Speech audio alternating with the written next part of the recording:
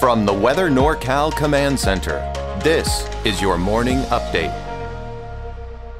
Your weekend weather update is made possible by Caltrans District 2.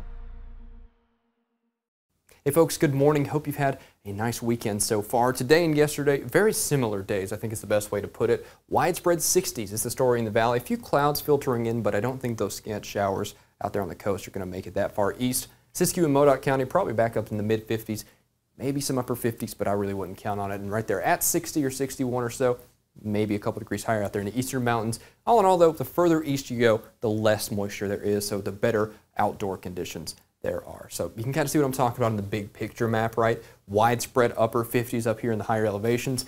Upper 60s is possible, especially down from Corning to Chico, maybe down by the Oroville Dam, but I really don't think we'll be seeing 70 there. But you do see, 1 to 2 degrees of wiggle room there. Could be possible, so we'll see that, but I wouldn't get your hopes up because we definitely get into this more unsettled pattern over the next couple of days. Now, let me show you the future cast, talk about these showers that I was mentioning there. Like I said, just not a big deal. Don't change your day plans, anything like that. They really just kind of flirt with Del Norte County. That's the best way to put it. And then towards Siskiyou County, out towards Trinity County in the valley and I-5 east, pretty decent out there. I think we have a pretty nice day in store, but you can see these clouds starting to filter in really through after sunset. And then as we head through the morning, here it comes. That's that big system we've been talking about moving in. Widespread rain and snow at about 4,000 to 5,000 feet here in those elevations. So we're going to be watching that as we're driving into work.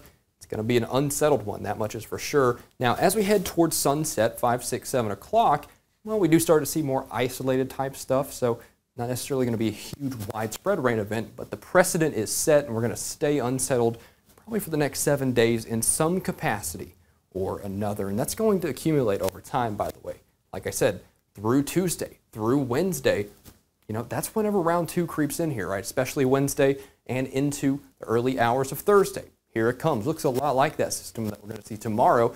That barrels through and continues to linger with some moisture by Thursday and into Friday. Notice it's kind of a chance of showers, though. We don't see that huge widespread stuff by the end of the week. I really think the most widespread, heaviest stuff is going to be tomorrow. I do think that's whenever we pick up probably the bulk of the precipitation. Then by towards next weekend, well, I think we start clearing out just a little bit. Now, all of this put together, that's a lot of rainfall that we're going to be picking up in some areas, especially Del Norte County and Humboldt County. So what we're talking about up here from Crescent City up to the state lines, probably 5, 6, 7 inches of rain at times. So we'll have to watch some of those areas. Pretty much all of Humboldt County is probably going to pick up 3 to 5 inches of rain with isolated pockets higher.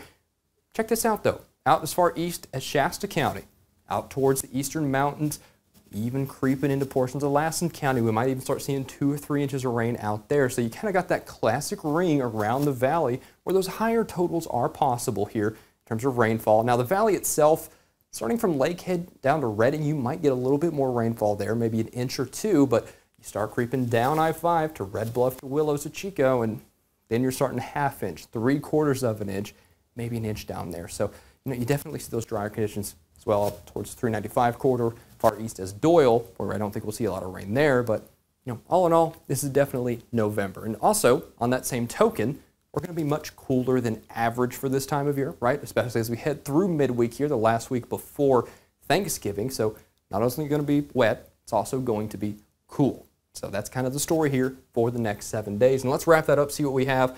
As mentioned there, Monday through tomorrow, that is the most unsettled day, but chance of showers lingers with that next system coming through in the midweek time frame there that we're keeping an eye on, and they really don't go away towards Friday until maybe the weekend, right? So it's going to stay wet out there. Mount Shasta City, Modoc County, and Alturas, out towards the eastern mountains, the same story. By the way, check these temperatures out, back down to the 40s and lower 50s all across the area. Modoc County is the same story. Eastern mountains, you know what? Mid to lower 50s. That's kind of the trend here this weekend.